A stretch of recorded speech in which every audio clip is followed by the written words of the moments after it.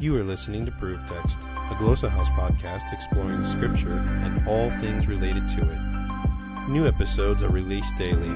For more information, check out glossahouse.com and subscribe to our channels on Spotify and YouTube. Welcome and enjoy.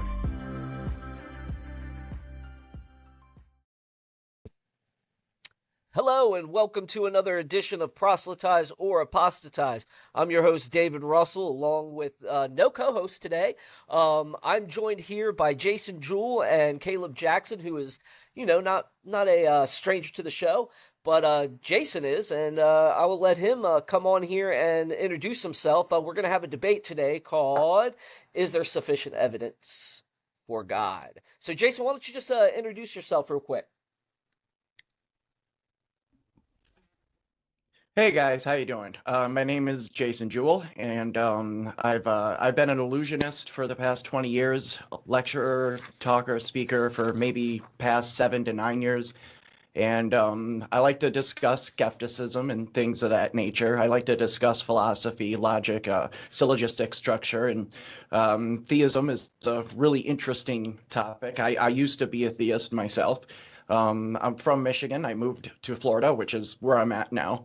And yeah, not too much. I have 2 children. I've been married for 13 years. My youngest child is the closest thing to a proof of a possible God that I know of, because he is a demon from hell, to be sure.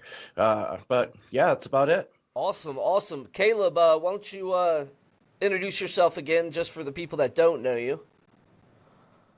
Yeah, thank you, David. So I'm Caleb Jackson, an author, currently a university student studying political science and communications.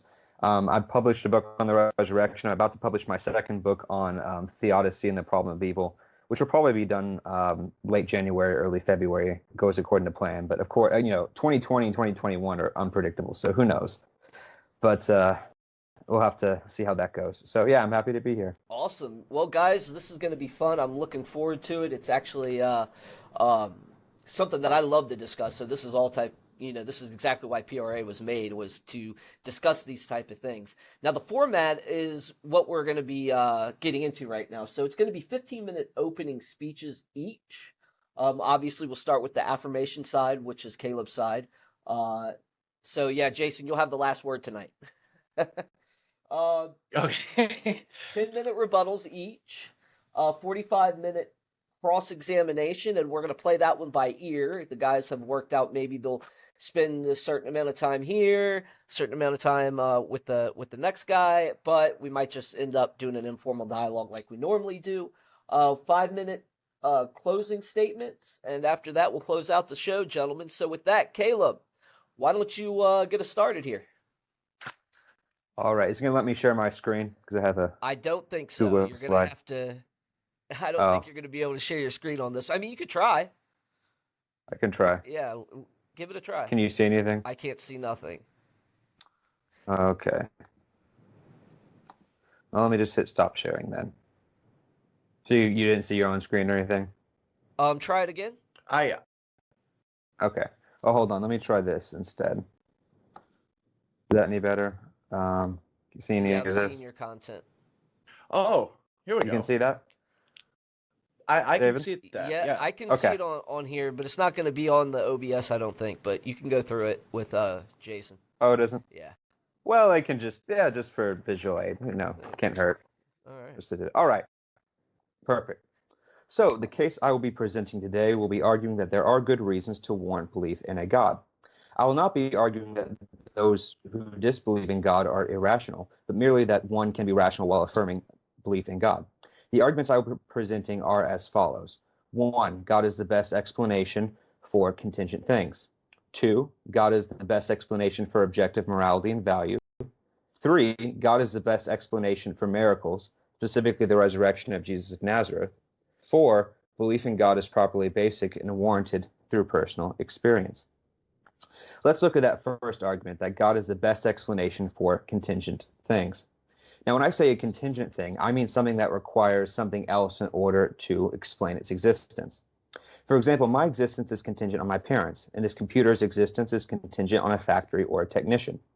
It is possible that all of these things could have not existed. So why then does anything exist at all if it could have failed to exist? The obvious answer is that some things can't not exist. They exist not contingently, but necessarily. The existence of one or more necessary things explains the existence of contingent things. So it can be said that at least one thing must exist necessarily. But why can't we just say that the universe exists necessarily? I think there are a few reasons why this is unlikely. Reason one, a necessary thing has to be timeless and changeless. If something can change over time, then it is contingent on prior states.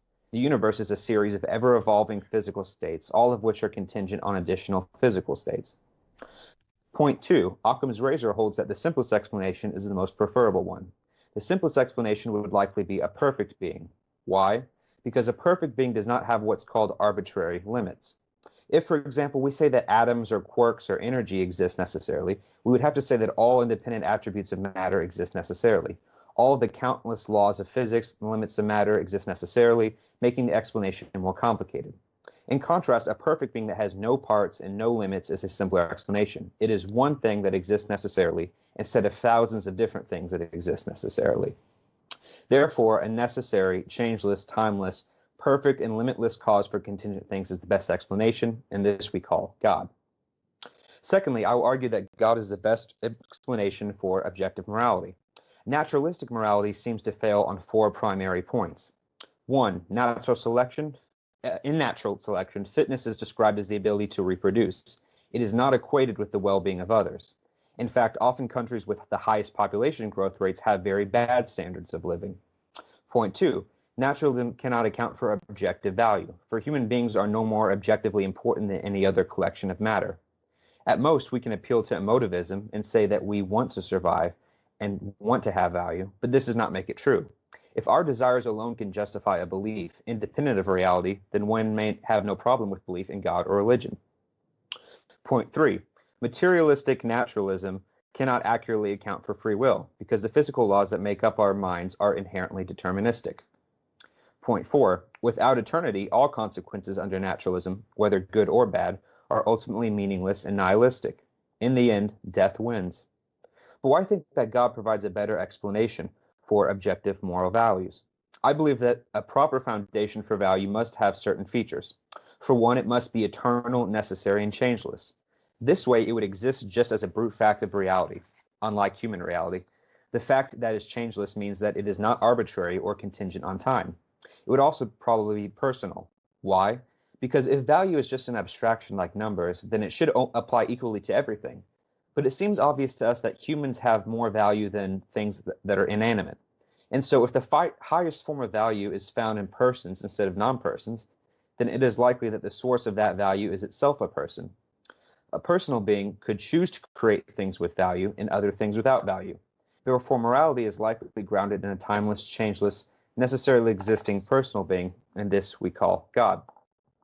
Thirdly, I think God is the best explanation for the miraculous. Although it is often asserted that miracle claims are rare and unreliable, modern data has showed us this view is untenable. 55% of American doctors claim to have witnessed a miracle, and atheist physicians like Dr. Jacqueline Duffin have documented healing miracles performed by the Catholic Church. The chief miracle claim of Christianity is the resurrection of Jesus of Nazareth. Surprisingly, the majority of scholars, whether they be Christian, Jewish, atheist, etc., will agree that Jesus was crucified, was buried by the Sanhedrin, that his tomb was found empty by women, and that both allies and enemies claimed to see Jesus after his death, and that this belief differed drastically from cultural expectations. Naturalistic explanations fail to explain accurately the belief. But is this appealing to a miracle simply by an argument from ignorance? Implies it. Clearly, the historical Jesus associated himself with God. He saw himself as some kind of prophet and an agent of the divine. And so, the conclusion of his disciples that God had raised him from the dead is centered around the background information that this event occurred. Therefore, I believe the hypothesis God raised Jesus from the dead is the best explanation for the event, and therefore implication of the existence of a personal God. Fourthly, and lastly, I will argue that belief in God is warranted through personal experience. In philosophy, there are notions called properly basic beliefs. These are things that cannot be demonstrated empirically, rational to believe. This includes things like the reality of the external world, the passage of time, the reliability of memories, morals, etc. I can't prove that I'm sitting here right now having a debate. For all I know, it's at least possible that I'm dreaming or that I'm in a simulation. But it seems so obvious to me that I really am here and I am dreaming, and that I'm not dreaming and that I am having a real debate. I don't need any argument to justify that. In the same way, having a religious experience feels the same to me. It is possible that I'm being deceived, but unless I'm given positive justification to believe otherwise, then I am perfectly within my rights to accept my experience as legitimate. The argument can be stated as follows. P, beliefs are justified through experience alone, as long as there is no sufficient defeater. Premise 2, the existence of God or gods is a properly basic belief.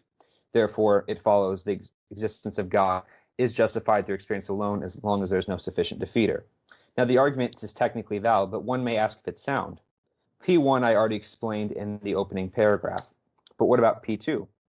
There are good reasons for thinking that belief in God is intuitive and not something that is taught, at least at its core. Certain tenets of religion, of specific religions, are taught, but general belief in God is intuitive. Neuroscience has shown that humans have in our brains what's called a hypersensitive agency detection, which means that we naturally associate supernatural agency to the natural world. Likewise, psychologists like Justin Barrett of Oxford University have demonstrated that newborn babies intuitively believe in supernatural agents from as early as a few months old, without having to be taught.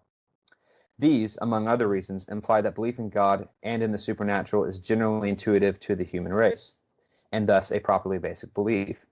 This does not automatically make the belief true, but according to the argument I presented, it does mean that we are warranted in trusting our intuitions until we are given positive reasons for rejecting them.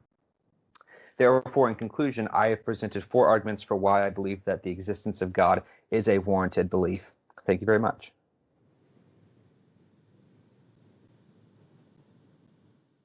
All right, Jason, you're up, buddy. You can start whenever you'd like. Excellent. So let me see here. So first, thank you for having me on the show here. I think anytime that you can get 2 opposing ideas together to find some sort of common ground is always beneficial.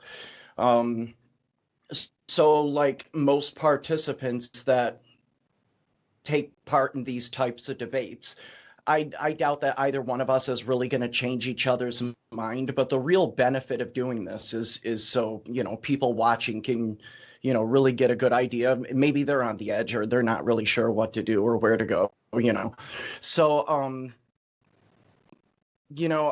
not gonna lie. I'm tempted to go half and half with my opening statement and rebuttal. It's slightly hard to mix up the two, but I'll do my best here. So we're talking about if there's any sufficient evidence to believe in a God, and if I had to be a little bit more specific, I did not start my timer here, so I'm gonna do that. Thank God my beginning was just saying hello. So one thing that I want to point out is if I had to be a little bit more specific about what my position is, I would say that I personally have not yet heard any sufficient evidence to warrant the belief in a God for quite a few reasons.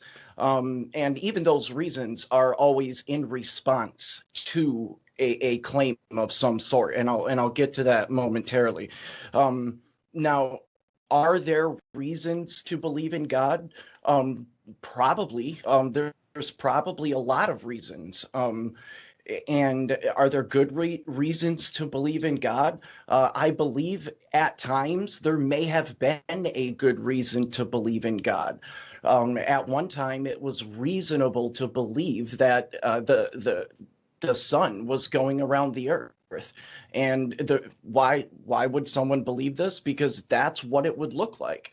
And at a specific time, they had sufficient evidence to be in that position. You can have sufficient evidence, I believe, and still find out that you're incorrect by technically not having it anymore when you're presented with something else. But what we're talking about, which is really important here, is a couple of presuppositional fallacies in the arguments that you're presenting. So when we're making a supernatural claim, there's kind of a paradox that you're facing here. If I take two events that that you can't really explain, and let's say you have two balls right in front of you. One of them's floating. They're both floating, and one of them can be explained by science, and one of them is quite literally a supernatural entity floating in the air. So this ball is floating by means of supernatural, whatever the supernatural would mean for you. And because that would be the definition of the supernatural, is outside of whatever is natural. And the one that has a scientific explanation is easily explainable, but we don't yet have an explanation for it. Now, at this point, there's no way to tell the two apart. And we have no way to tell the two apart. And that's why you get things like Jesus in comparative mythology. This is something that where people are discussing the narrative of religion, the narrative of Jesus and other characters like Jesus. It's interesting how the discussion of religion has developed over the years.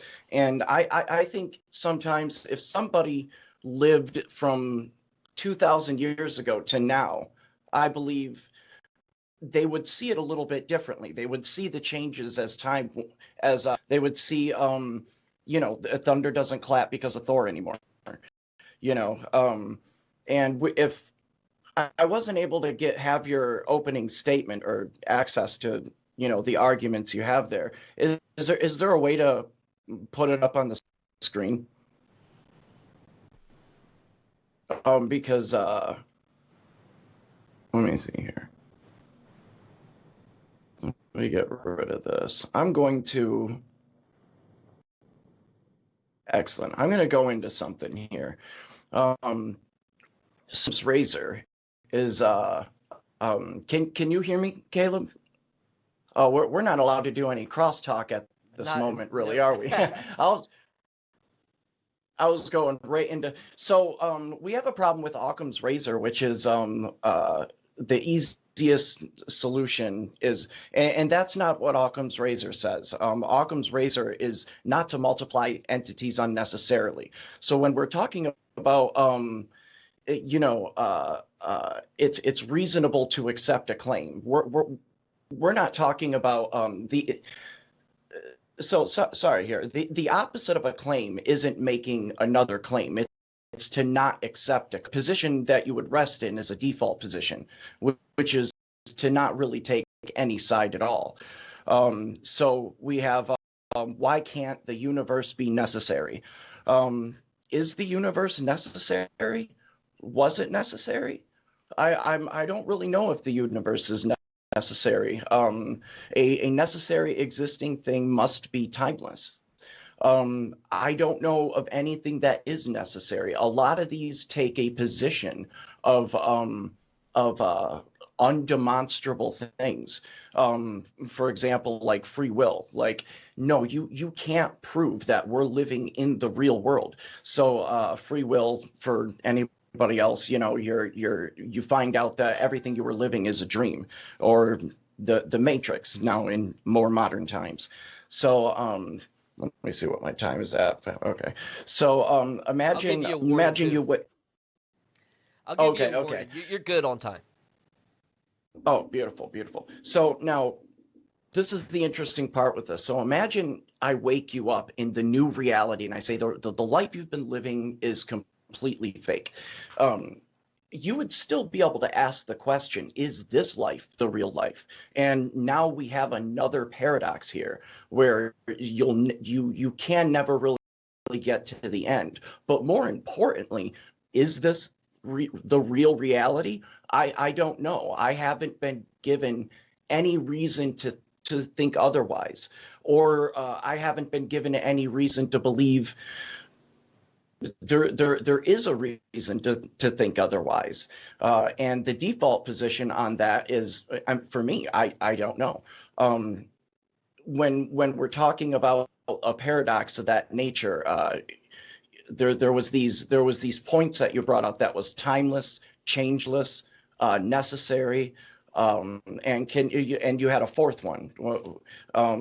So necessary, yes, but the other ones not necessarily.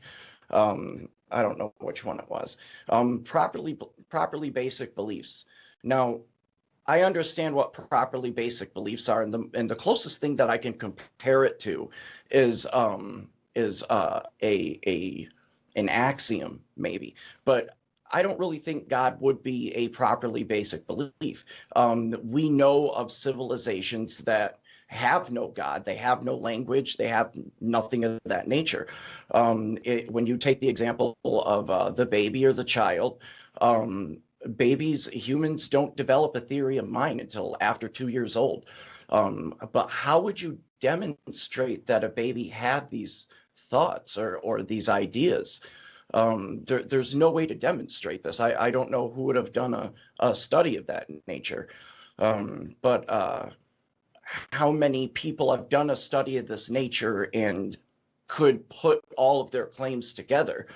Because the plural of analogy is not evidence, and it becomes an argument from popularity when using it.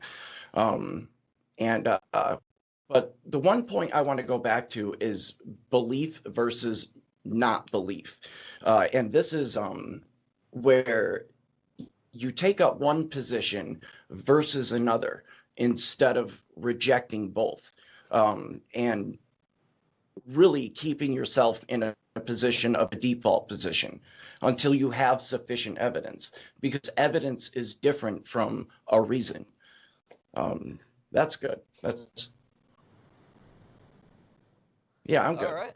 Go ahead. All right. Well, now we're going to be doing 10-minute rebuttals, and Caleb, take it away, brother. Give me like 5 seconds to go grab something. All right. Well, Caleb's grabbing stuff. Jason, anything else you want to say about this? No, I'm just joking. You ready, sir? No, this is actually really cool. This is the first time I've done this type of platform. And actually, yeah, well, you're on Skype now, but what you don't see is that you're on a whole different software as well. So even if you looked at your phone and checked the YouTube live, that's how it's looking to everybody else, which is pretty cool. You can't prove that. You can. No, I'm just playing. All right, Caleb, are you ready, my friend? Yeah, I'm ready. All right, I'm putting your 10 minutes on. You guys are way under your times, by the way. So that's okay. Yep, that's it's all good. More time to talk. All right. Go ahead, Caleb. All right. So I had rebuttal slides, but just for the time's sake, I'm not going to use them because I have it all written down, so it's fine. So I'm going to try to go in order here. I think the first thing he said is difference between belief and not belief. There might not be good reasons. There might have used to be good reasons. And he gives the example of the sun going around the earth, which sounds to me like a little bit of a appealing to like, oh, God of the gaps, we used to have good reasons, and now stuff explains it. I'm not sure if that's what he was implying, but he can maybe clear that up in the rebuttal or the cross-examination. Secondly, he said, can it be shown to be incorrect? And he mentions presuppositional fallacies. Well, I think that's why I look at it and determine what are good because everyone has presuppositions, but I did not lay out specifically a presuppositional argument. A presuppositional argument would be saying that logic cannot exist without God, and I haven't made that claim. Yes, certain premises of an argument do require certain presuppositions, but I think, as he mentioned earlier, some of them are axiomatic, but we can discuss some particular ones later on. Then he said we can't really test the supernatural, or he gave the example of the balls. And I mentioned that in my opening statement, actually, like, yes, we can't know for sure, but the background and cultural claims are what makes a difference. So one random event that happens in and out of a specific event that's tied to a particular cultural or significant thing, that increases the probability of it being divine intervention. If someone does a particular act of healing that's unexplainable and they pray, prayer by definition is asking a supernatural agent to intervene on your behalf and do something that looks impossible. That doesn't prove it necessarily, but it does increase the probability so that we're not just appealing to God for no reason. It has to be within the proper context. He then mentioned briefly comparable with mythology with Jesus. Maybe he can elaborate on that a little bit more. When he said that, that made me think a little bit of the 19th century scholars who tried to compare Jesus with people like Osiris and Horus and Mithras and others. But generally, that's a very outdated view. It was back in the 1920s is when it started becoming unpopular. And nowadays, it's what's called the Jewish reclamation of Jesus that started in the 70s, which says that the best way to analyze the historical Jesus is through first century Judaism, not through paganism and Hellenism. Now, it's generally a very outdated view. He mentions default positions and simply. Oh no, sorry, I skipped one. He mentions Occam's razor and that it doesn't multiply entities beyond necessity. I would agree. That's what I meant to say, but he just worded it in a better definition than I could. But I would also say that my cosmological argument does use that same principle, because I'm saying God as a single entity is a better explanation than multiple necessary physical states like the laws of physics, like the materials of matter, all of the different properties. You get many more necessary brute facts versus a simple one brute fact. And so I would say Occam's razor would apply because we're not multiplying entities beyond necessity. So positing one is a better explanation. He mentions default positions, and that goes back to the properly basic beliefs. I would not say naturalism is a default position, but we'll get into that in just a second. He says, I don't know if anything is necessary. Well, I agree that we can't know for certain, but the reason we should have good ideas as to what would be necessary is because I think the idea of an infinite regress of contingent things would itself just be left unexplained, right? Even if you had this whole chain and everything in it was contingent, I can ask, well, why does that chain exist at all if it's possible that it couldn't have existed? If it's necessary, then there you go, it has to exist. But if it's not necessary, then we're still left the question, why does it exist? And although someone might appeal to saying we don't know, I do think that's special pleading, because in our natural world, we have explanations for many things. We don't just seek out anomalies and say, well, it's unexplained. We at least try to explain them.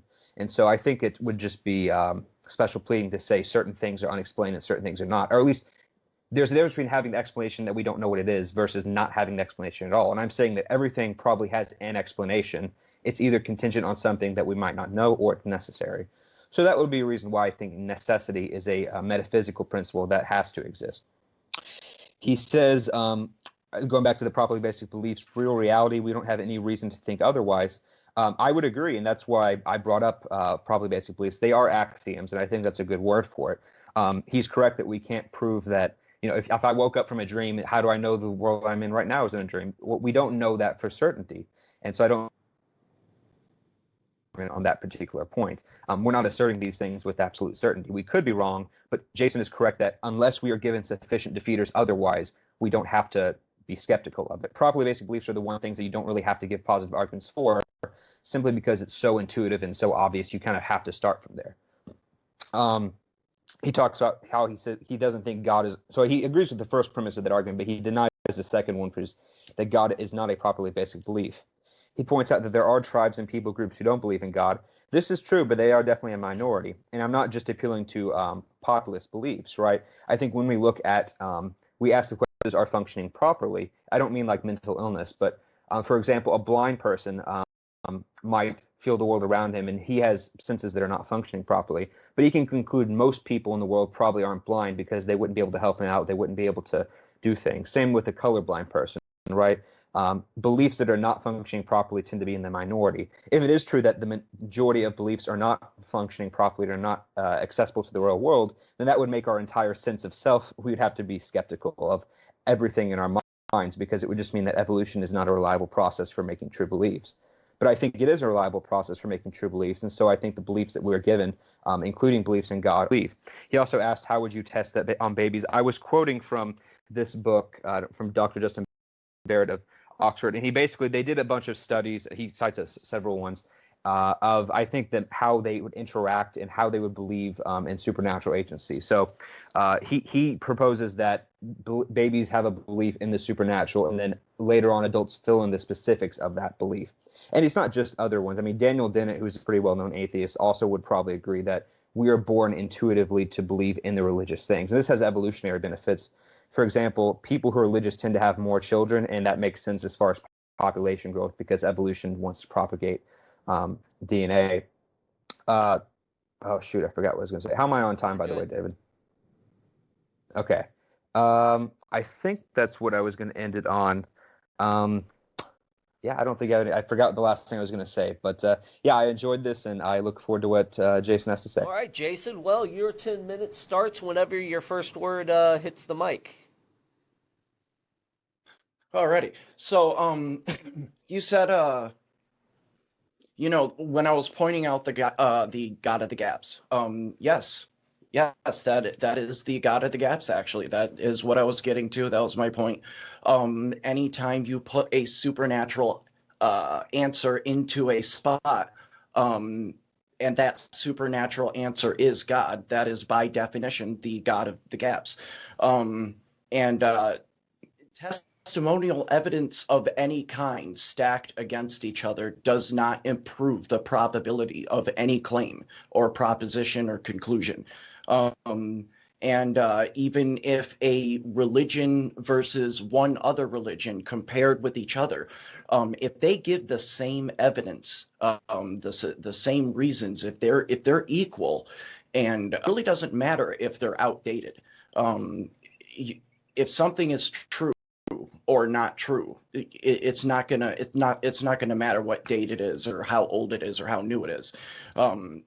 So one of the interesting things that you brought up was God versus physics. That it's a better explanation for naturalism. One of the most important things to understand is there's philosophical naturalism and methodological naturalism. Now, methodological naturalism is philosophical naturalism is easier to explain first. Philosophical naturalism is this is my camera. How about that? I'm looking at you guys on the screen here. Philosophical naturalism is the position that the supernatural does not exist. That's not what I would describe myself. I would say methodological naturalism is the position this is not the position that the supernatural does not exist. The default position is to not know. I don't know is not special pleading. Special pleading fallacy, like any other fallacy, applies to arguments. I don't know is not an argument. It's not a claim. The position of I don't know isn't even alone by itself good, bad, or anything, unless you're examining something specific. You were talking about the first premise that I agreed with. I forgot which one that was. But you were talking about how I brought up what was it? The PORA is a tribe that doesn't have a language or a concept of God or anything of that nature. And you were talking about, well, that's a minority. That's only one state. That's the point. You to the contrary to demonstrate a blanket statement to be false. When you say this is a rule and you provide an example that contradicts that rule, that's how you show a blanket statement to be false. We're not born to believe in God. We're not born to believe in specific supernatural ideas. We're born to basically learn. The reason why we have the skepticism now is because we're descendants of people that had this skepticism. We are scared of the bush because our descendants were scared of the bush, and those that weren't ended up dead. And so the idea of having too much skepticism here or too much skepticism there doesn't really make sense, because your evidence is always proportional to the belief. So a minority wouldn't matter. And if you want to just go back and forth, that's a lot easier. Sure, guys. I mean, we can end that right now. And go straight to cross-examination, and you guys can have a conversation, or we could split the time. I think at this point, though, you guys want to ask each other questions and talk about this. So I would say just have an informal dialogue. We have a lot. Yeah, cross-exam. Yeah. So who wants to start? Caleb, since you're the one that goes first and he's going to get the last word, I'm going to let you go first. Yeah, you're good. I've been writing all this down, so I'm trying to think of what we're going to go in order of what was brought up or what. Okay. So he mentioned the godly gaps, which I was correct in that interpretation, and that's why I tried to emphasize the context behind it, right? And this goes a little bit into, I think I was a little bit confused what you're talking about with testimonial evidence and contradicting religions. I wasn't entirely sure what you're trying. If you want to clarify part of that. Okay. The testimonial evidence. Now, say that again. Which specific idea? You brought up something about testimony evidence and contradicting religions. I think that's what I wrote down. I didn't really understand where you were going with what you meant by that. I didn't know if you're talking about miracles or if you're talking about something. Yeah, so I did say that testimonial evidence proved the probability of a claim or circumstance. Testimonial evidence, which isn't really reliable or reliable even in court, isn't really an effective means of finding out what is true, and it doesn't improve the probability of a circumstance. So if someone wanted to evaluate the probability that Julius Caesar was stabbed by Brutus, would we not have to use testimonial evidence to assess that? You wouldn't really use probability to assess something like that, because we're talking about a single action that somebody was stabbed. I mean, you could use you could find out what's the probability of a historical nature of that being true or accurate, but I don't really know how you would apply probability to an idea like that. Well, I think this morning. Sorry, go ahead. Oh, go ahead. Well, I was going to say, I think all of history is probabilistic because you can't. It's not as demonstrable as science, and it's not as certain as logic. But most of history, especially ancient history, is based on someone was here, they told us what happened, and we have to take their word for it. And you also have archaeology occasionally. I'm not saying that means it's all accurate, but we have methods for assessing it. We don't just take everyone's word for it. There are different criteria for assessing what's probably historical and what's probably not. But just wanted to emphasize, like, I think the idea that testimony can't be, well, I you didn't say it can't be used as evidence, but I think in certain fields, history being one of them, that's the one I appeal to with the stuff about Jesus, because that's what we have. I think that is what you would have to use in order to assess that.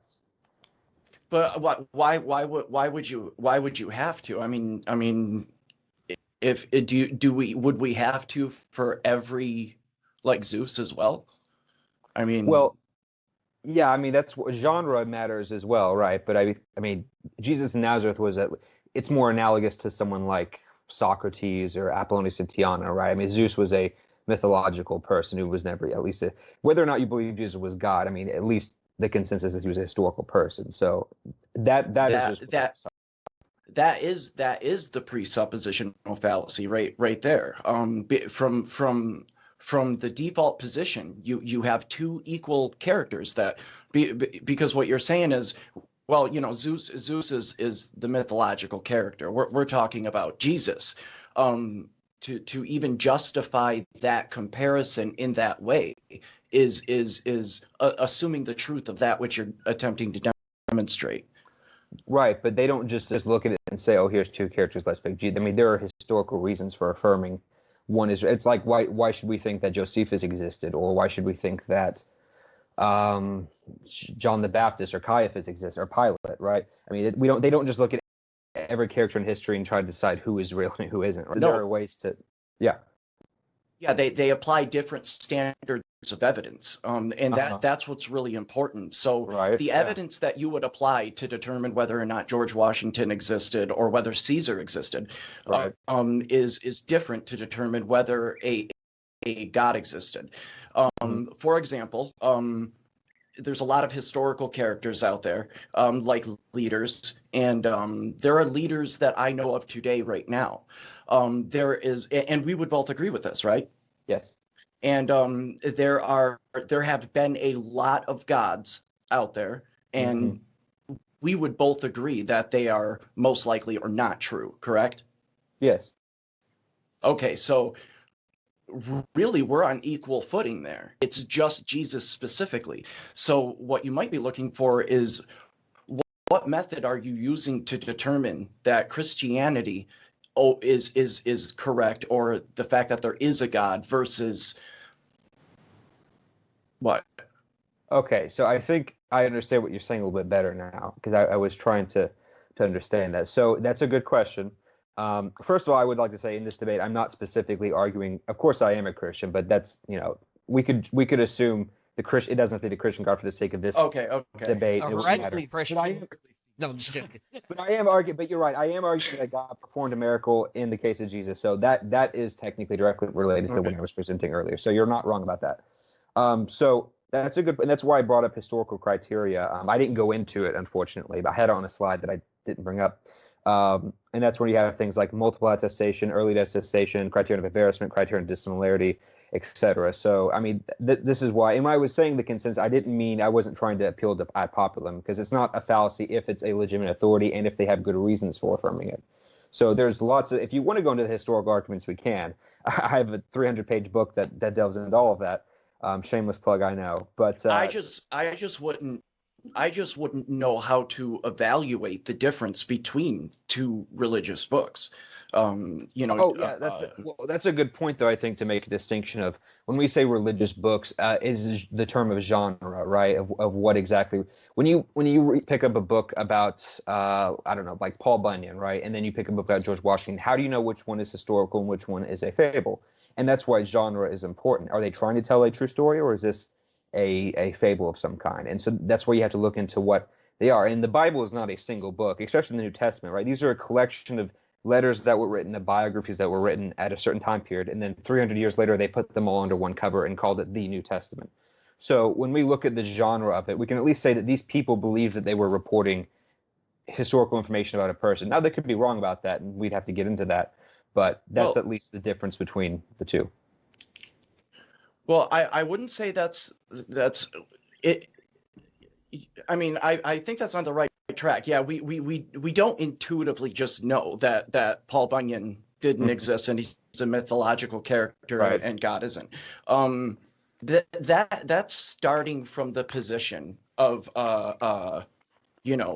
obviously God exists. Obviously there's Jesus, and he's to be put on a different level as someone else. So obviously Paul, and there's different genres.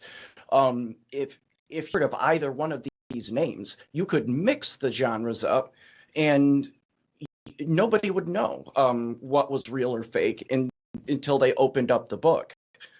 You could, unless that's why there's methodologies for determining, right? I mean, scholars don't just look at it and just guess, right? We have ways of what it isn't. But yeah. And I'm asking. Oh, go ahead. Go ahead. Well, I was going to say, just to clarify, when I'm quoting I'm not saying that most scholars think that Jesus was God. That would not be true at all. I'm just saying that most scholars would agree with Jesus being a historical teacher from Galilee, being crucified, as being buried, and all the other stuff I mentioned. They don't alter the explanations of how something like that could have occurred, which I would have problems with. But they don't. Most of them don't necessarily consist the whole story as mythology. Mythology would be more in line with what you said of being Zeus, right? But we have other characters who are not mythological in similar situations. And so that's why I think it's important to look at the methodologies. I didn't want to spend too much on this particular topic. So do you want to keep talking about this, or do you want to move on to some of the other things that you brought up in your? It wouldn't surprise me. It wouldn't surprise me if somebody by the name of Jesus existed that was a teacher, and that's all I was asking. Religion and things of that nature.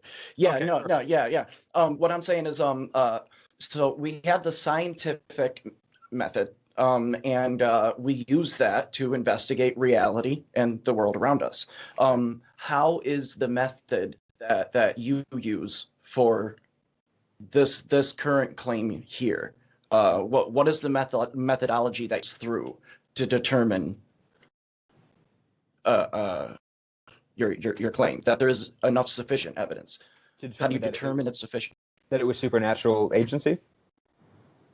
Yeah. I mean, if you're using science, and the methods that we use, like there was a couple of things you said about logic and science, and I think I'm gonna take a drink here. No, you're good. I'll take one too. Wow. There was a couple of things you said about logic and science, being true, and Mm. I don't remember what that was specifically. So logic itself, it doesn't really have anything to do with what is true or not true. It really is just a tool that determines whether or not an argument can demonstrate the claim it attempts to make. And what's the best way to phrase this? It really says that if you believe this and if you believe this, you by definition are irrational if you also do not believe this, assuming it was considered both valid and sound. So you take the God, you believe in God, right? Obviously. I would hope so from this debate. Yeah, the methodology that you're using, to demonstrate his feeding the evidence through, what methodology is it and how does it work? Well, it would depend on the argument. So for the third one I gave, the resurrection, that would be more historical based. For the other three I gave, one of them was, well, the cosmological was purely philosophical. The moral was purely philosophical. The probabilistic was mostly philosophical with a little bit of neuroscience and psychology thrown in. So different methods. But to bring up one thing you said, you're talking about the scientific method, which is great. But yes. I would like to point out that I think this in supernatural agency, when we examine something scientifically, we assume, or I'm sorry, it applies to closed systems, right? So when you say that we talked about this on the phone, I remember this, when you talk about certain laws, they apply on conditions that nothing is interfering. So you have the Newton balls, theoretically they should be transferring energy forever and ever, but because of air resistance and stuff, it slows down. So it's not a closed system. So when you look at the natural world, right, it is true that under natural world with no interference, it should go this way. However, what theism is proposing is that there is an agent coming in and interfering and doing it. So it's like if I throw a ball, we can project physically how is it going to travel if we know the conditions. But if someone jumps in front and catches it in the middle of it, that's going to mess up our prediction because we have an interfering agent, right? So when you have interference of that kind, that is when it's a little bit tougher. So that is typically what the person who's arguing for miracles is proposing, is that God is coming in as an agent and interfering, and that is why. So you're right that we can't predict or we can't necessarily test like when God will do this, but we can test of the aftermath of that, of what it looks like, and is it possible that there was interference of some kind by some entity, and then the context. How do you determine it was an interference in the first place? Right. That's why I tried to emphasize the cultural context, right? So I gave the example of prayer and I don't mean like a general, I pray something broad, like my mom will get better and she does. Like, let's say a super specific prayer, like there was one in the journal Complementary Theories of Medicine where a girl who was legally blind went to a Pentecostal pastor. She was healed instantaneously. She went to the doctors, and this is all on the medical journal. I can send it to you if you want later on. And they were going through the alternatives. They said, this probably wasn't a placebo. This probably wasn't all these things.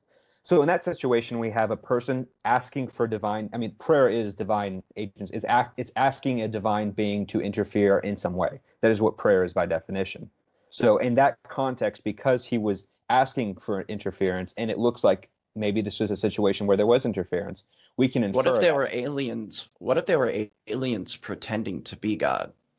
Well, that's a possibility, but that would be ad hoc because you'd have to give another reason why that would be aliens pretending to be God in the cultural context, right? So that's possible. For all the same reasons. No, because divine agency prayer is not usually appealing to alien. If someone is praying to an alien to do something like that and it happened, but typically most people. Well, my son can, talk to the tooth fairy, but I'm going to put the dollar under his pillow. Right. Yes, exactly. But in that situation, we have a naturalistic explanation. We can look at all the factors and say, okay, but because it looks more like you're doing it and not the tooth fairy, we can say that it was probably you and not tangency. So you have to look at these on a case-by-case basis. Right. Yes, and it yes. depends on the circumstance. So what is that? What is the one here? How do you tell the difference between a pocket watch on the beach and the stick next to it? What you're doing is you're starting with position that there is an interferer, that there is something interfering. And when you see a rock fall, obviously you agree, we know that that's gravity. And when you're talking about something coming in and tweaking the natural world. Can you give an example of this? Like, because when you're talking about the girl with prayer, I'm thinking of many other things that can answer, that can not explain. I don't want to use the word explain, because something with explanatory power helps you understand something better. Right. And when you put God in this, I don't have the information online here, but I'll send it to you. there are, but I can also send you one from a Hindu man, from Sure. their doctors, Sure. and that's from his God. So, Right. Jason, Now, Jason, am I understanding Yeah. it that like you're having trouble with the overall starting point? Like, how do you get theism at all? Right? Like, you're having a whole problem with the starting point where Caleb's coming from, right? Like, how? Yeah.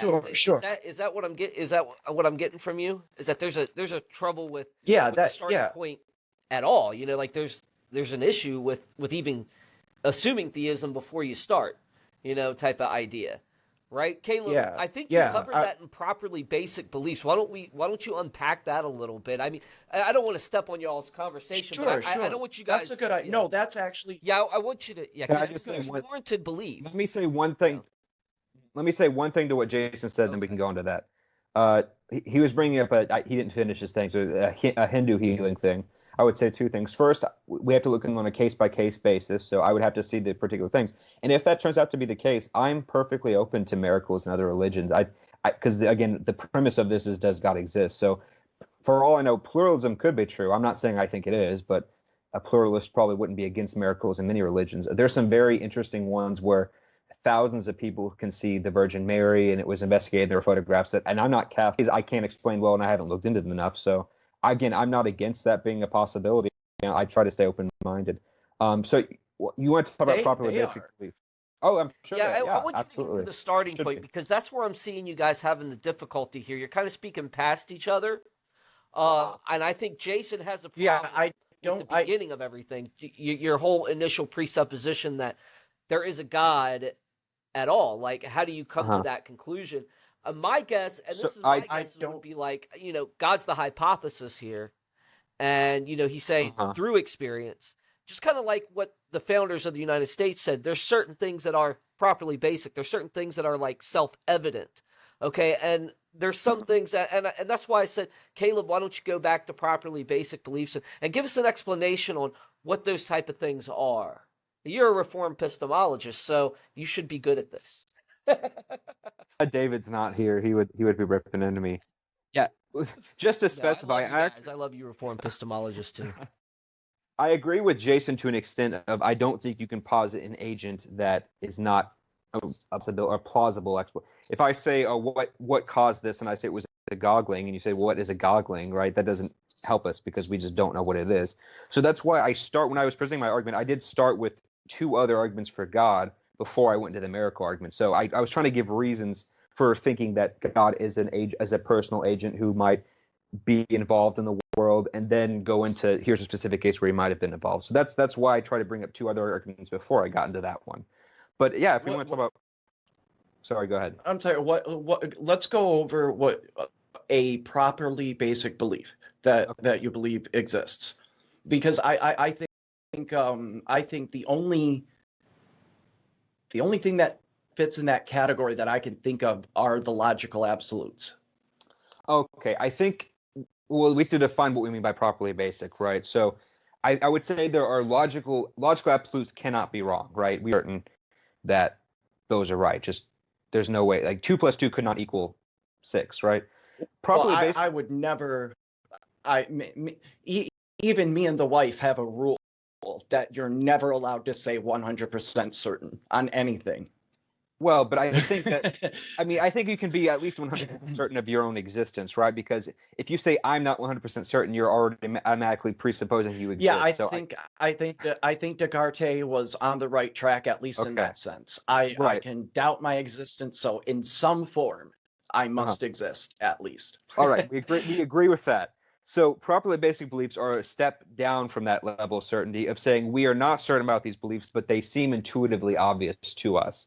So that's things like the external world, moral beliefs I would throw in, belief in time, belief that our memories aren't false, stuff like that, stuff that I can't prove, I can't demonstrate without begging the question, but it just seems, I can't prove that I'm here in front of you talking and that I'm not in illusion, but it seems Sure. I don't have any reason to think that I'm not, and so that my experience is just justification. It just seems so obvious to me that I don't have to, even if I could be wrong, right? So that's what I mean by. You're saying you're born with these beliefs? I think that properly basic beliefs are things you are born with and that are just intuitive, that you don't have to be taught, right? Things that are just. They're not. I can, if let's say I had a time machine, if I go back in time and get somebody from 2,000 years ago and bring them to where I'm at right now, they will not intuitively think that I'm just talking to you through Skype. They're going to think I put you in the screen. And it's because of the way that beliefs occur. Beliefs are not a choice. We don't decide what we believe and what we don't believe. Beliefs are comprised of three major components, which is the stuff that you know now. The stuff when I say no, I'm speaking very colloquially. So there's the stuff that we know now. There's the stuff that we're currently seeing and experiencing. And then the third one is the manner in which these two interact with each other. And this is usually determined around childhood. But there's no, I mean, you're not born with any of these intuitive beliefs of any of this nature. It is taught and it is brought to you in some form or fashion. Well, so going back to the Skype thing for a second, I think that I wouldn't say technology is an intuitive belief, right? I think that a person 2,000 years ago would still, other people existed. It would be a technological difference, but that doesn't mean that I'm not asserting that. I'm not saying that they would think that no one else existed. I'm saying they would think that I trapped you in my computer. Sure, that's what I'm saying. Right, but I wasn't. Skype is not a properly basic belief. It's not. That's something you have to be taught to understand how. Okay, that's what I was responding to. You said like you gave an example when you were talking about properly basic beliefs. Like we intuitively know that we're talking here on the computer and back. Okay. And I said no, that's not okay. Intuitive. Well, if that's what you thought I meant, that was my clumsy wording of it. I meant if we were in person, I would have just said talking in front of you. I only bring up the computer because we're on the computer. But if we were sitting in the room in the same room talking, I would just say it seems obvious that I'm talking to you right now. So let me clear that up. I wasn't saying computers specifically. I'm saying the belief in other people. Yeah. I was saying the belief in other people. Yeah, that's very limited. That's very when you're talking about intuitive beliefs, like if we're in the same room and you start talking to me, I intuitively know you're talking to me. No, I don't. That is not an intuitive belief. I know it really seems like it is, but it's not. And the reason is because we're talking about something very specific, almost like smiling. Okay, now here's what's intuitive. You are doing something physical at me. That's what's intuitive. And that's obviously if I can hear or see. That's where the limit goes. That's where intuitive ends. As far as, hey, you're speaking to me, you're communicating with me, that's not intuitive. That's learned behavior. That's social behavior. Okay, let's take out communication. Let's just say that I'm in the same room. I'm just looking at you, and so I believe that you exist and that I'm in a room with you. That's intuitive, right? Okay, that's what I was trying to get at. Yeah, so that's why I listed things. I'll say some of them again. I think like the belief in the external world, which would include you, right? The belief that I'm not the only thing that exists. I think trees. I think that my senses are reliable. That when I see or smell something, that I can trust them. I think that my memories are not. I don't think the world was created 5 minutes ago and all my memories are false. And I just think that it was. I have all these built in. Even though that's a possibility, I don't think that's likely. I did want to get into moral beliefs a little bit too, because I think that's the only argument we haven't talked about at all that I brought up. Because we talked a little bit cosmological, a lot about miracles, about this one. So I do want to get to that point eventually. But I would say moral beliefs are, or at least I would say that the idea of human value is intuitive. How people interpret that, how they go about it is different. But the idea that human that there should be value of some kind that should be respected, I think, is even if that's self-value, right? Even if it's self-preservation. And other beliefs like belief in time, right? There are a lot of scientists, if you look at B theory, right, who say that time actually everything is static and nothing changes. Like that, it just seems intuitively obvious that that's not true. I'm not saying that they're wrong, but the belief that the past and that the present is real and the future doesn't exist yet seems super intuitive. That's not something you have to explain to someone. So stuff like that is what I was trying to mean. And so I lumped God in with that because of the supernatural. And by the way, you did bring up the paraha, and I'm glad you did, because if you actually look, they don't believe in a supreme spirit, but they did wear necklaces to ward off spirits. They did believe in supernatural agents to an extent. So I think it's a little bit misleading to say they didn't believe in anything, right? They didn't believe in a particular God per se, but they did. I didn't say they didn't believe in anything. Mm-hmm. Right. Yeah. No, I know you didn't. I was just trying to clarify that for the audience. So I don't think they're even that much of an exception. So if I had said they were an exception or a minority, then they're still in a minority. But that would be misleading on my part as well. So, and I think that's why when you look at cultures, even super isolated cultures still interact with other cultures. It seems that almost all of them have some kind of concept of a spirit or God or something supernatural, right? You don't have I don't know too many cultures that are just naturally atheistic. At least like every culture has a supernatural. Now I can't even say that. I wouldn't even make that claim. I mean, it's possible there's cultures that didn't have any supernatural. Every culture ideas. that we know that we are aware of, we could say that I'm personally aware of. Yes, but I don't okay. think that I don't think that attributes to supernatural being true in any way, shape, or form. And if I think you would have to demonstrate why it does. Otherwise, it's an argument for popularity.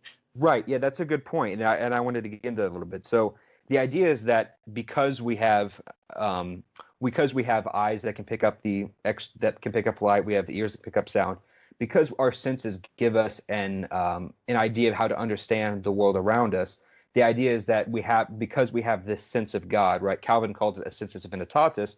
Just as we have senses to tell us that certain things in the external world exist, so also can we use this sense to just feel intuitively that I don't know what you mean. I don't know what you mean. I don't know what you mean by sense of God. You included sight and sound and stuff like that, but then you said the sense of God, and that you kind of threw that one in there. I don't know what sense of God. Well, that was what my second premise was when I brought up hyperactive agency detection in the brain, stuff like that, how our brains are hardwired to believe stuff like that. That is what I was referring to, is that our brains are wired to think. Our brains aren't. Yeah, well, there's a difference between our brains are hardwired to believe something like that or this, which is not the case on anything, but our brains are hardwired to learn in specific ways. And we live by inference and induction, and that's pretty much as far as it goes. We wouldn't intuitively come up with the same language or anything like that. Those things are not intuitive. So we don't intuitively think of God. God is a very popular idea, but we're just thinking of an outside entity. You know what I mean? It's not intuitive in any way, shape, or form. You don't think belief in the supernatural is intuitive? No, I don't. And the reason is because if you look at the way that the humans develop, we're still very young. We're still very young, and science itself is only about 300 years, maybe, and that's kind of hyperbolic, but science in the sense that we know it is about 300 years old. And in the future, the idea of the supernatural might just seem ridiculous, but the idea of gravity won't seem ridiculous. Our explanation of it might, or theory of it might. So, but no, go ahead. You want me to go ahead? I was going to let you finish what you're going to say. No, go ahead. So yeah, I'm glad you brought up the whole in the future thing, because I think when we look at what causes belief, right? Because we evolved a certain way and we develop beliefs to interact with the natural world. Actually, if you look at Gallup polls, atheism is going down globally. It is shrinking. Theism is shrinking in the West, but globally, because Eastern countries populate faster, it's shrinking as a proportion of the whole world. And I bring that up to say that I don't think that religion is going to be going anywhere anytime soon, because I think there are evolutionary benefits to being religious. Not only does it make you live longer, but I mentioned that statistically, they're far more likely to have to produce offspring because they don't use birth control as much. They have different beliefs, stuff like that. So if evolution is trying to preserve beliefs that cause more offspring to be produced, there's a good reason for it to preserve religious belief, right? So I don't see that as getting gotten rid of. Even that's not a tenet of evolution, to produce more offspring. That's the only replicate. That's the only tenet No, I've no, ever no. heard To of. rec. No, That is- no, no, no, no, no, no, no. It's not to produce more offspring. That's a tricky way to say it. Propagate It's DNA? it's to replicate itself. Yeah. It's to replicate itself, but it is not to just produce more of itself. It is very possible that a species may want to produce less of itself, but it does want to replicate itself. But to produce more offspring, and these Jason, wouldn't that be replicating itself these things. the same as reproducing itself? Don't humans replicate themselves through reproduction? Yeah, I mean that's what Yeah, okay. yeah. It was the way that you said it. Like Okay. it isn't a process where it's like it like spreads and it just wants to keep spreading. If you look at herpetology, if you take a snake, it's not as if they'll keep growing until they bust out of the snake. There's species that will grow within their environment. Right. There are species that stop producing offspring if the environment is not good enough. And they go extinct. You right? know. Yes.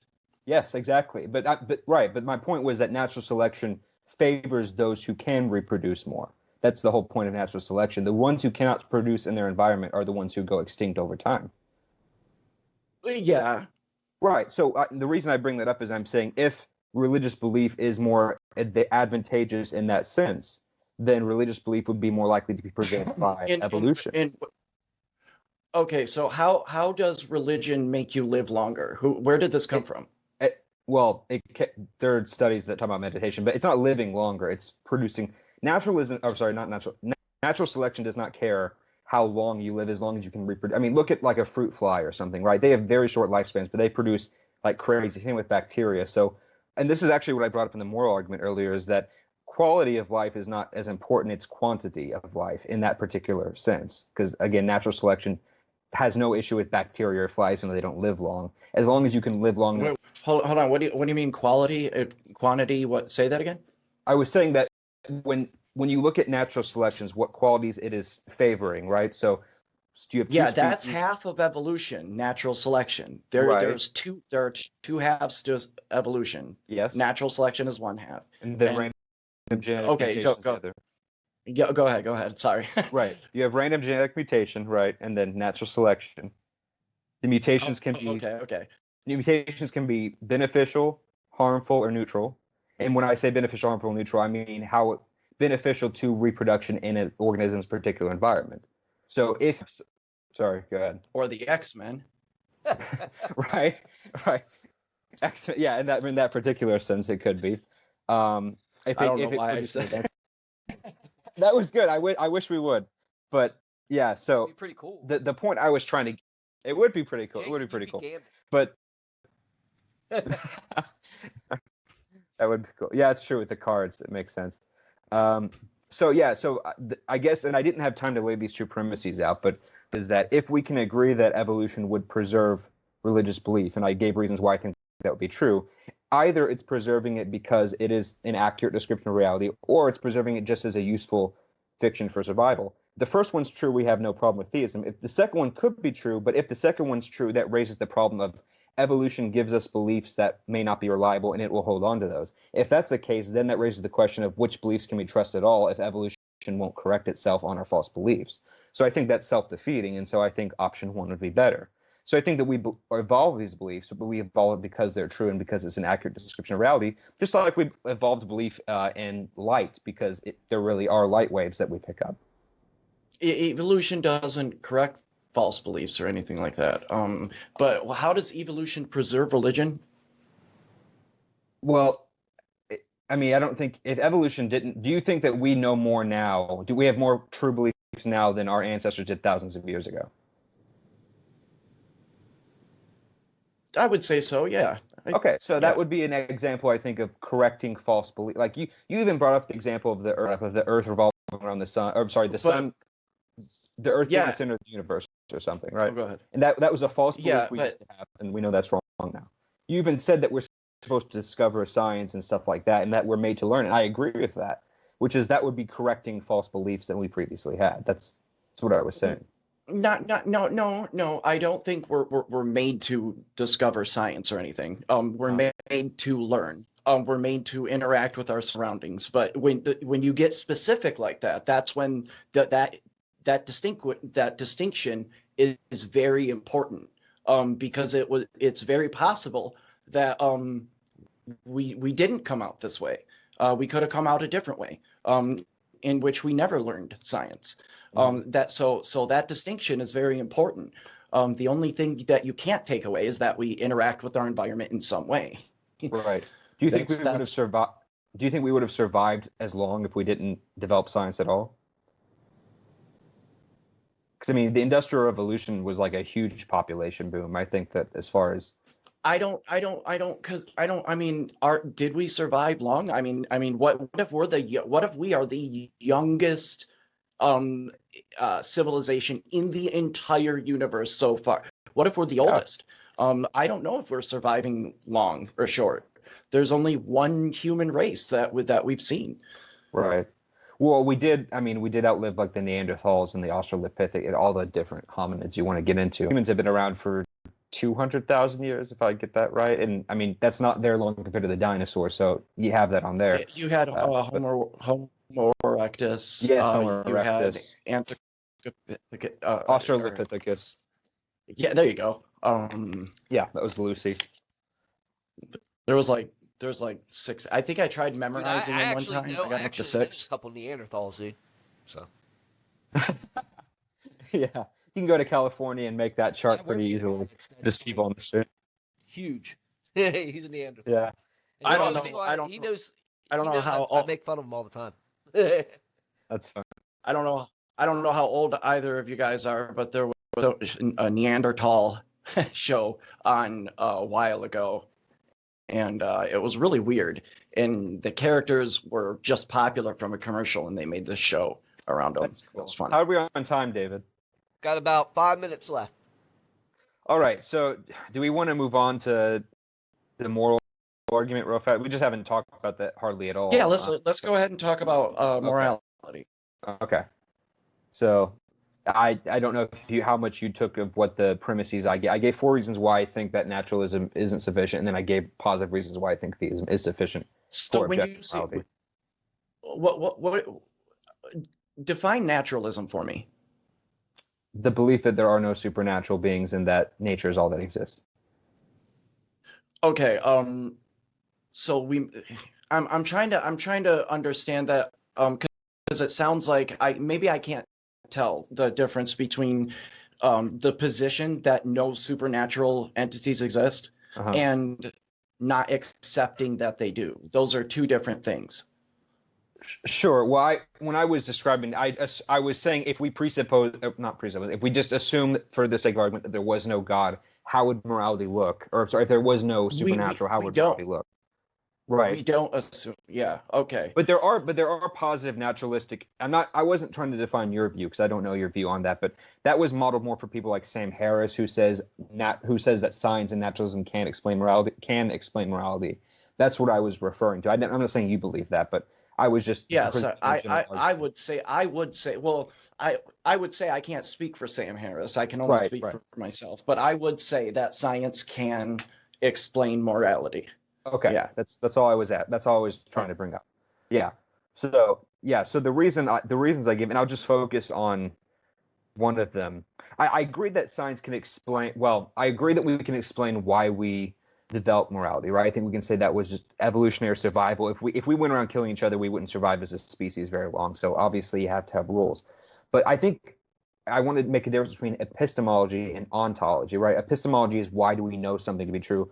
Ontology is being Sure. of what it is. So I was talking more about moral ontology of what is goodness, what is value, right? And so it seems to me like we can agree that it's wrong to do certain things because would you agree that humans have inherent value that we should respect? Boy, that's a tricky one. So Okay. morality is what we call morality is I would say that the is I have a really specific way that I like to phrase this definition, which is it's a label that we use for things that we find socially acceptable and or unacceptable with respect to a goal. That would be my definition of morality. All morality is subjective unless demonstrated otherwise. However, our foundation of morality has the potential to be objective. And by that, I mean my foundation of morality is the well-being of myself and others. I determine that to be objective because that which is bad for your well-being is objective and not subjective. Yes.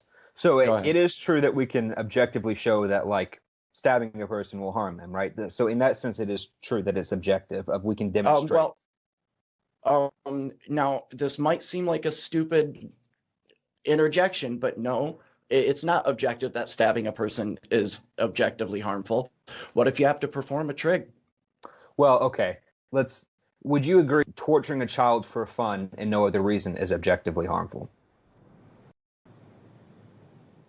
You're tugging them dad strings, man. I know. I'm the only one here. No, it's important to phrase it this way, you know. But I mean, kind of, because it doesn't. I don't think it really matters if it's a child or a 96-year-old. I don't think torture is a good thing. You know, and no, I don't think it's good to torture a child, and I wouldn't want to torture a child. But if someone else did, you would still have an issue with that, right? Yeah, sure. Right. So you wouldn't say that morality is as subjective as, like, your favorite color, right? If someone said I like purple and you said I like red, I wouldn't care too much. But if someone said, oh yeah, I don't mind molesting people, and you was like, that's horrible, like, you wouldn't. Certain opinions are just wrong. Saying that there's no, I would never. An opinion can't be right or wrong. And an opinion is a subjective position that has no truth value. There's no truth value outside of the individual that holds it. That's as far as it goes. An objective statement is the opposite of an opinion. So do you think all moral statements are opinions, or are they objective statements? Or sorry, are all moral statements subjective opinions, or do they have objective statements or objective attributes? What does it depend? I don't think it. I don't think it's like that. I think some moral statements could be objective and some moral statements may not be objective. Okay.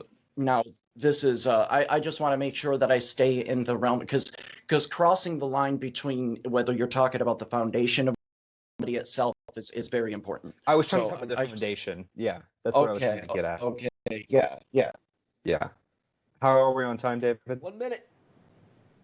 Actually, right. I'll tell you a 2-minute warning. I'll give it another minute since y'all are just starting this. Okay.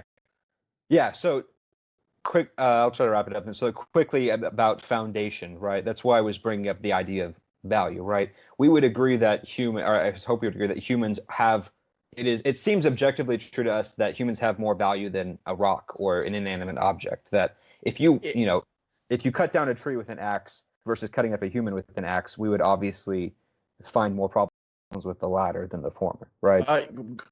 Well, those are two different things. They are, believe it or not. And so, repeat the first part you said with you know, something objectively when you were applying objective just a few seconds ago. I think I forgot what the sentence was, but Are you saying are all moral statements subjective opinions or objective, or was it after that? When we're saying that something is objectively good, it's really easy to confuse these two things. So it's really hard to split it up, because you could be like, no, it's not objectively bad to kill someone. It's not objectively bad to kill your kids. And then someone would be like, are you saying it's okay to kill your kid? No. I'm saying my children have value to me, and really nothing else. They could have value to other parents, like other parents' children will have value to me. And that's is kind of as far as it goes. But it's possible that didn't have to be that way. It's possible it didn't have to be that way. There are other species that don't act that way. Yeah. Well, I agree that we're different than other species. I think we're inherently more valuable in that sense. But I would also like to ask, so, because it sounds like you're saying it is somewhat of a personal, like you feel very strongly that your children have value, and I would agree with you.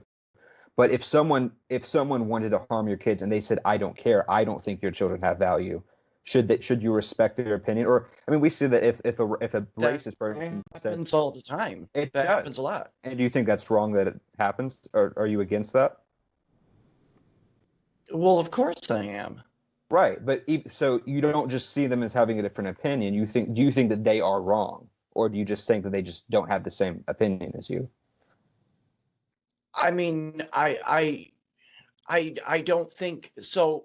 Obviously, I are wrong as far as my ethics are concerned. They're wrong as far as what I consider moral behavior to be. They're wrong in all those senses, but in no sense outside of that. So why should they care of your sense then? Guys do, and for the same reason everyone else does. Right. But and outside of the fact that that there are people that don't, we should care, because I don't want to live in a society that doesn't care either. We are descendants from species. You can imagine a species getting along, and if they have a nature that ends up killing themselves out, they're not going to make it.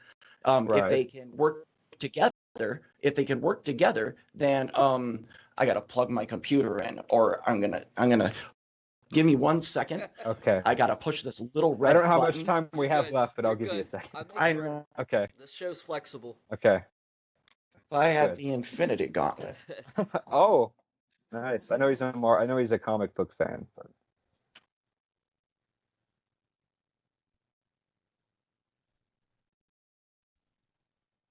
David Paulman, if you're going to watch this at any... Paulman just disappeared, you know.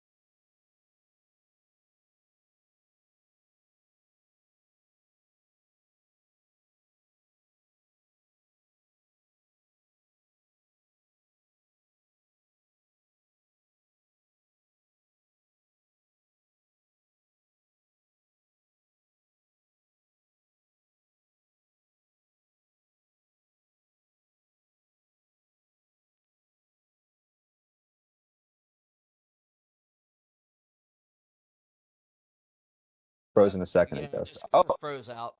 There it is. Yeah, it just froze out. There we go. Oh, there we go. It happens sometimes. Were you going to say something, Jason? I think I called David an ass for leaving, but I didn't mean it. No. Right. So yeah. So the reason why we make it to the next species is for that reason. These are all easily explained. Right. So I brought that up earlier. I don't disagree that we have to have rules to survive. Right. I wanted to get more foundational Sure. that survival better than non-survival, other than just personal preference. Right. Because I think you would agree that the universe doesn't care about our survival. 99% of species have ever lived it's better or it's more preferable. Neither. That is a personal opinion, and it's better. You Right. say it's better because you are a human. Right, but that's just I say it's better speciesism, because isn't I am a human. Huh? Right, but we don't want to commit being biased towards our own species, though, right? I mean, I agree that it's better for humans to survive, but because I think humans have objective value. At the same time, if 99% of species have gone extinct, it is true that the universe doesn't care about humans, right? We care about ourselves, but that's just, I think, emotivism at that Sure. point of, I want to be valuable and I want to care, so I'm going to pretend that my life has value and meaning, right? Even if it objectively doesn't. We don't pretend it has value and meaning. Value is imbued.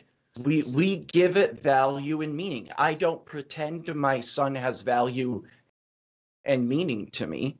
He has value and meaning to me. He's worth 21's interested. He has meaning to me.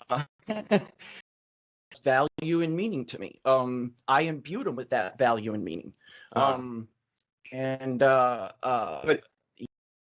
he's more important. Oh, go ahead. No, so if I say God has meaning to me, that doesn't necessarily mean that like that statement has an objective truth value, right? It might be meaning it to me, but that doesn't qualify me in saying that belief in God is reasonable, right? If I said like the afterlife is really appealing to me because I value my life, I want to live forever, but of course that doesn't something just because we want it to be the case, right? We should believe it because it is the case. And so I think when you have these subjective, you would be able to believe something because you wanted to. Right. That's not even possible. Right, but that's what I'm saying though isn't your value that you're subscribing and that wanting to have a purpose not a desire? Is that not a belief you want to have? That I have meaning and purpose? Yes. Yes and no. I have a desire to eat because I don't want to die. Any Right. desire and meaning and purpose you can attribute have naturalistic explanations. Right. Yeah. No, I wasn't. Do you want to start wrapping up, You David? got a couple more minutes, and I'm letting y'all go out because we're almost to the top of the hour, so I'm just gonna let y'all finish. Okay. I'll let you know when when it's time to wrap it. Yeah. No. So I'm trying to find a way to say this without being repetitive because I understand what Jason's saying. He's saying that because we just naturally want to survive and we have to eat and stuff like that, then those are just natural ways to. And that's not really that. In order to survive, we do have to have certain preconditions. Of that is survival objectively better than not survival, or is that just what we want to be the case? Because when you say better, what do you mean? What do you mean better? I mean, like you like it. I wouldn't even say neither. I would say that it's more of a brute fact of reality that it is that we have value and that value should be preserved. Which is why I'm appealing to the objective. Which is why I'm saying value. I'm saying that for morality to be objective, value needs to be as real and as objective as it needs to be independent of our own minds. It's something that we recognize through our senses. Because then you get into subjective. Right, because you get into emotive, which is what we were discussing. But that doesn't tell me why that's a bad thing, or why you can't do that. Why you can't be a subjective moralist, or why you can't be an emotivist? You were talking about objective value that outside of our minds. Yes. What do you mean by that? Yeah, well, it's like how I was saying we can't know for sure if the external world exists, right? But we are warranted to believe it because it seems obvious to us. Well, I'm saying in the same light, I think it seems obvious to us that objective value exists in that same sense, and that it's an objective attribute of reality.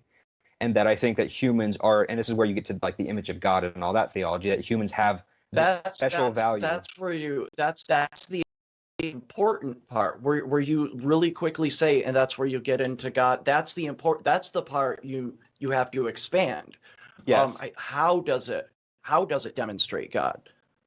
Right. Presented earlier was that I'm saying that if there is objective value independent of human minds, right, there would have to be a source for that value. And I gave the qualities of what that would be, have the highest form of value, and other things don't have higher form of value, then the source of that value might be an objective person. Because Okay, yeah. Yes. What would you use to demonstrate that something else has a higher form of value outside of individual subjective preference? Well, I would say that moral value is a properly basic belief. It's not the idea of wanting to survive and wanting to be unharmed and wanting to No, respect others. morals and values are not the same thing. Well, all morality comes down to values. Values can be distributive of that, but if value did not exist, morality would be meaningless.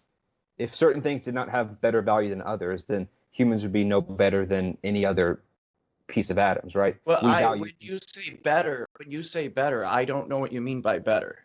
What do you mean when you say better? More objectively valuable. Okay, so now when you say objectively valuable, objective how? How is it objectively valuable? Objective is it's independent of How? How does that happen? Like if you die, it's no longer valuable. If all humans die, it's not. So this computer I'm using has value to me.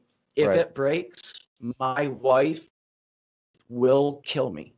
That is just probably factual. Sure. And it has value to me. If every human being on the planet dies, it no longer has value. So I'm looking for a value that characteristic. What will still have value when we are gone because it exists outside? Because you have two types of concepts. You have concrete concepts, which are concepts for everybody else. I know you know what they mean. Concrete concepts, which is a concept of something that physically exists in reality, and we have so we have concrete concepts and we have abstract concepts, which are concepts that are, but they still describe something you can physically interact with and see. So when we're talking about objective morality outside of our mind, how does it exist outside of our mind? Right. Well, that's why I was appealing to a mind outside of our own mind that is not contingent, which is why I was bringing up God, a personal mind that is the source of this value. Let's keep going down. Let's keep going down the rabbit hole. Let's follow this. So hold on. You brought up a death and everyone dying. No various would believe in some kind of afterlife, right? That our lives have meaning because there is an eternity and because our actions here make a difference in the afterlife, right? And I would agree that I think if ultimately everything will end in death and the universe will die in a heat death, nothing matters because every consequence, every memory is wiped. So it's almost nihilistic in that sense. But none of those are things that we can determine, or those are all ifs. Like those are all ifs. The concept of an afterlife is slightly nonsensical. I can imagine a life after life, but I can't imagine a life after death. Death, by definition, is the process of not existing anymore.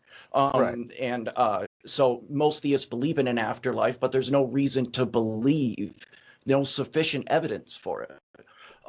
So what you're saying is you're pointing out things that exist that we see, certain things, because I would have to see your argument again. Like the you want to bring it up? Let me see if I can bring it up. Go ahead. I don't know how much time we have, but I'll go ahead and try. David's gonna bring it up again. Here was the stuff I said about natural matter. Here's probably what you were asking more about was this, right? God is the explanation for morality. Okay. So a foundation for objective moral values would be timeless. How do you get timeless? Right. So if value could change over time, then it would be somewhat arbitrary, right? It would be contingent, right? So the reason that before we existed, if there was no God, there would be no objective value. It would just be neutrality, right? Hold on, So if value could change over time. yes, if value is contingent on certain circumstances that are themselves that are conditional, that can change and evolve over time. Value is contingent on contingent on a thinking mind. Yes, I would agree with that. Okay, but thinking minds aren't timeless. Well, God's is. That's why I was trying to But get to that earlier. That's that's something you have to demonstrate. This Right. doesn't demonstrate. No, but I was saying if we can agree objective value exists and that it would need, and it's mind dependent, and that our minds have not always been here, then to explain how that objective morality exists, you would go to a timeless mind. Jump in here Yeah, real quick. I Gentlemen, don't. let me just- because we're That's what I was getting trying to get at. here. I want to ask this question. Okay. You know, when we posit God as a Sure. hypothesis to explain everything, what I hear you saying, Jason, a lot, and correct me if I'm wrong, please. I don't want to misrepresent. But are you saying that we have to prove our hypothesis before we can give sufficient time to review and to to investigate? Do we have to prove our hypothesis, demonstrate our hypothesis before the rest of the process is complete? Because You have to demonstrate. But that's not how hypotheses work. I mean, you posit a hypothesis based off of right. So yes, it's a hypothesis until it becomes. Yeah, so if we're positing God as the hypothesis, I keep hearing you say that we have to demonstrate that God exists before we can posit a hypothesis, him as a hypothesis, and that's not how the scientific method works. Okay. No. Okay. I just said wanted that. to make that clear. No, I All never right, said continue. that. Yeah, I never said. Let's because we're wrapping up now. Let's do 3-minute closings. We did a plan for 5, but it's not going to be 5 for me, Okay, so it's cool. fine. It won't Jason, be. you'll get the last word. Caleb, go first. All right. Yeah. So first of all, thanks for everyone for hosting this. Thank you, Jason.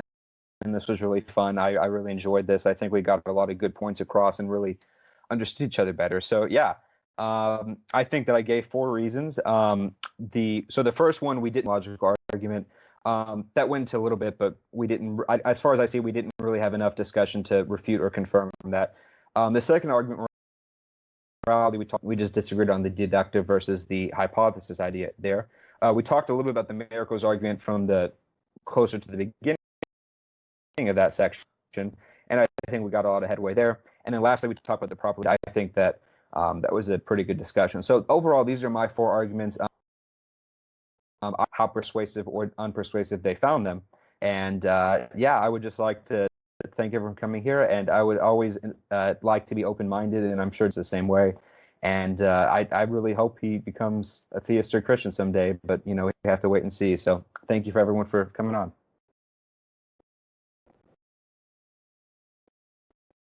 Alrighty, over to me. You're good. Excellent. Okay, so yeah, I still haven't heard anything convincing. I think you can construct an argument around anything if you begin with. There's a lot of arguments that are in the if column, and I still don't know how you demonstrate that something is timeless or something is outside of the mind, or what actual method that you use to determine any of these conclusions that you have. And a lot of it rested on